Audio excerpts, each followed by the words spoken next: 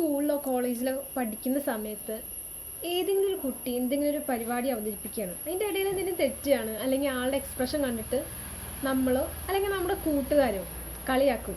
കളിയാക്കുന്നത് കണ്ടിട്ടുണ്ടാവുമല്ലോ. ശരിക്കും ഇത് കാരണം, അതായത് ഈ കളിയാക്കൽ കാരണം ആർക്കാണ് ഇമ്പാക്റ്റ്? കളിയാക്കിയ നമുക്കല്ലെങ്കിൽ നമ്മുടെ കൂട്ടുകാർക്കാണ് ശരിക്കും അതിൻ്റെ ഇമ്പാക്റ്റ്. ബിക്കോസ് എന്തെങ്കിലും ഒരു ദിവസം ജീവിതത്തിൽ നമുക്കും ആ കാര്യം ചെയ്യേണ്ടി വന്നേക്കാം. ഏത് കാര്യം? ഫോർ എക്സാമ്പിൾ ഒരു പ്രസൻറ്റേഷനോ, നമുക്ക് ഭാവിയിൽ എന്തെങ്കിലും നല്ല കരിയർ ചൂസ് ചെയ്യുമ്പോൾ നമ്മൾ പ്രസൻറ്റേഷൻ, പബ്ലിക് സ്പീക്കിംഗ്, അങ്ങനത്തെ ഒരു മീറ്റിങ്സ്, അങ്ങനത്തെ ഒരുപാട് കാര്യങ്ങൾ നമുക്ക് ഫേസ് ചെയ്യേണ്ടി വന്നേക്കാം. ആ ഒരു സമയത്ത് ഈ ഒരു പേടി ഉണ്ടാവും. അതായത് അയ്യോ എൻ്റെ എക്സ്പ്രഷൻ അങ്ങനെ ആയാൽ, അല്ലെങ്കിൽ ഞാൻ എന്തെങ്കിലും തെറ്റിച്ചാൽ അവർ കളിയാക്കില്ലേ, അങ്ങനത്തെ ഒരു പേടി നമ്മുടെ ഉള്ളിലുണ്ടാവും. റൈറ്റ്? ആ പേടി എവിടെ നിന്നാണ് വരുന്നത്? നമ്മുടെ ആ ഓൾഡ്, അതായത് പഴയ സമയത്ത് ആ സ്വഭാവം കാരണമാണ്. അതായത് നമ്മൾ അവർ തെറ്റിക്കുമ്പോഴോ അല്ലെങ്കിൽ എന്തെങ്കിലുമൊക്കെ എക്സ്പ്രഷൻ ഇടുമ്പോഴോ എന്ത് നമ്മൾ ചെയ്യുക, നമ്മളവരെ ജഡ്ജ് ചെയ്യും, ഒരുപാട് അതിൻ്റെ ജഡ്ജ് ചെയ്യും. അവനെന്താ നേരെ പറഞ്ഞത്, അവനെ കൊണ്ട് ഒന്നും വയ്ക്കില്ല, ഇതൊക്കെ എന്താ നേരെ പഠിക്കണ്ടേ. പിന്നെ നമ്മുടെ ക്ലാസ്സിൽ ആരെങ്കിലും തെറ്റിച്ചാൽ നമുക്ക് വലിയൊരു അഭിമാന പ്രശ്നമായിരുന്നു അല്ലേ? കൂടുതൽ പേർക്ക് അങ്ങനെ തന്നെ ആയിരുന്നു. വലിയ അഭിമാന പ്രശ്നമാണ് അന്ന്.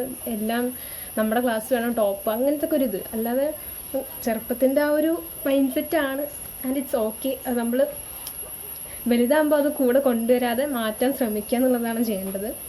ആൻഡ് ഒരു പോയിന്റ് കേട്ടോ, അതായത് ഞാൻ പറഞ്ഞില്ലേ, +1 പഠിക്കുന്ന സമയത്ത് എനിക്ക് നല്ല കോൺഫിഡൻസിൻ്റെ കുറവുണ്ടായിരുന്നു. ഞാൻ സംസാരിക്കുക പോലും ചെയ്തിട്ടുണ്ടായിരുന്നില്ല.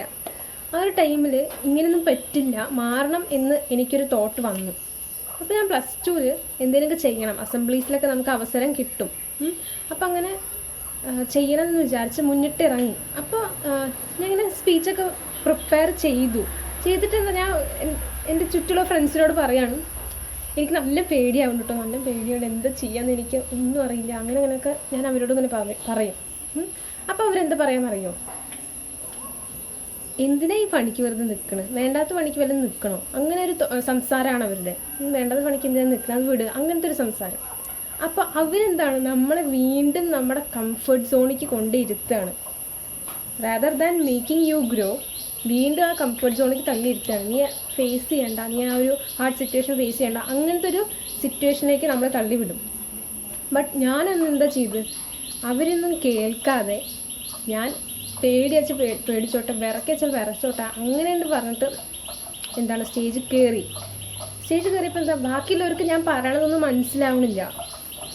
അവർക്ക് ഞാൻ എന്താ പറയണത്, എനിക്ക് തന്നെ ചിലപ്പോൾ മനസ്സിലാവണം, ഞാൻ എന്തൊക്കെയോ പ്രിപ്പയർ ചെയ്തു, എന്തൊക്കെയോ പറയണം, അങ്ങനത്തെ ഒരു സിറ്റുവേഷൻ ആയിരുന്നു.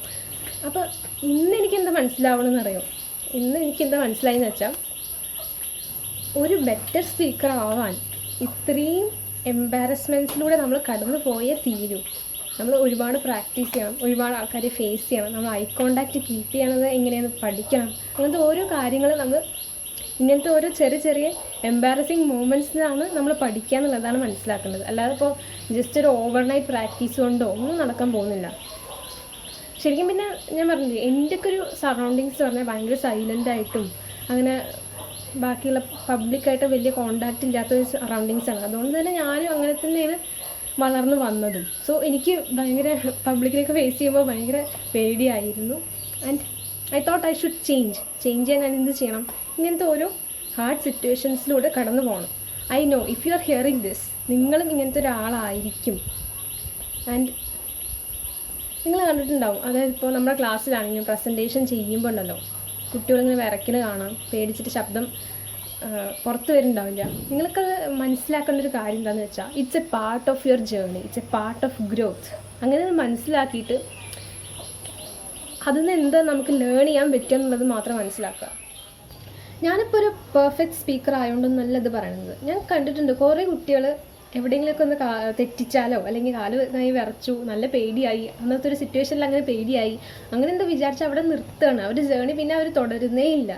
ദേ ആർ നെവർ അക്സെപ്റ്റിങ്. അതായത് ഇങ്ങനത്തെ ഒരു എംബാരസിങ് മൂമെൻറ്റ്സിലൂടെയാണ് കടന്നു പോവുക എന്നുള്ളത് അവർ അക്സെപ്റ്റ് ചെയ്യുന്നേ ഇല്ല. ഈ പബ്ലിക് സ്പീക്കിംഗ്, അങ്ങനത്തെ കമ്മ്യൂണിക്കേഷൻ നല്ലതാവുന്നൊക്കെ ജന്മന ഉള്ളതാണെന്നൊക്കെയാണ് വിചാരിക്കുന്നത്. But that's not real. അത് നമുക്ക് ഇമ്പ്രൂവ് ചെയ്യാവുന്നതേ ഉള്ളൂ. പിന്നെ നിങ്ങൾക്ക് കാണാം, ഞാൻ ഒരുപാട് ഫില്ലർ വേർഡ്സ് ആൻഡ് അമ്മിങ് ആൻഡ് ആറിങ് ഒക്കെ ചെയ്യുന്നുണ്ട്. അതുകൊണ്ടാണ് ഞാൻ പറഞ്ഞത് ഞാൻ പെർഫെക്റ്റ് സ്പീക്കർ അല്ല എന്നുള്ളത്. ചിലവർക്കത് മനസ്സിലായിട്ടുണ്ടാവും, ബട്ട് ചിലവർക്കത് ഐഡൻറ്റിഫൈ ചെയ്യാൻ പറ്റിയിട്ടുണ്ടാവില്ല. എനിവേ നമുക്ക് നെക്സ്റ്റ് ഇയർ നോക്കാം ഈ ഫില്ലർ വേർഡ്സായ ആൻഡ്, ബട്ട്, ലൈക്ക് അങ്ങനത്തെ വേർഡ്സൊക്കെ ഞാൻ ചേഞ്ച് ചെയ്യുന്നുണ്ടോ എന്നുള്ളത് നമുക്ക് കണ്ടു തന്നെ അറിയാം. ഒരു കാര്യം കൂടി, നമ്മളിപ്പോൾ സ്കൂളിലൊക്കെ ആണെങ്കിലും ഇപ്പോൾ നിങ്ങൾ വിചാരിക്കും ഇങ്ങനെയാണ്, ഇപ്പോൾ എനിക്ക് സംസാരിക്കാൻ അറിയില്ലല്ലോ, എൻ്റെ കയ്യും കാലും വിറക്കില്ല, എങ്ങനെ ഇപ്പോൾ അവർ എന്നെ അസംബ്ലിക്കൊക്കെ പറയാൻ വേണ്ടിയിട്ട് എന്നെ ചൂസ് ചെയ്യുമോ എന്നുള്ളത്. ശരിയാണ്, ചിലപ്പോൾ ചൂസ് ചെയ്തേ വരില്ല. ബിക്കോസ് അവിടെ എന്താണ്, നമ്മളെക്കാളും നന്നായി സംസാരിക്കുന്ന ഒരു വ്യക്തി അവിടെ ഉണ്ടാവും. അപ്പോൾ എല്ലാ പരിപാടിക്കും ആളെ തന്നെ വിളിക്കുള്ളൂ അല്ലേ, അങ്ങനെ ഇതുണ്ട്. അപ്പോൾ നമ്മളെന്താ വിചാരിക്കുക, അവൾക്ക് മാത്രമേ പറ്റുള്ളൂ അത്. പക്ഷെ അങ്ങനെയൊന്നും വിചാരിച്ചിരിക്കേണ്ട ആവശ്യമില്ല. You still have time to make a better version of yourself. And ഇതാ വീണ്ടും പറഞ്ഞു ഫില്ലർ വേർഡ് ആൻഡ്. ദൈവങ്ങളെ, താങ്ക്സ് ഫോർ വാച്ചിങ്.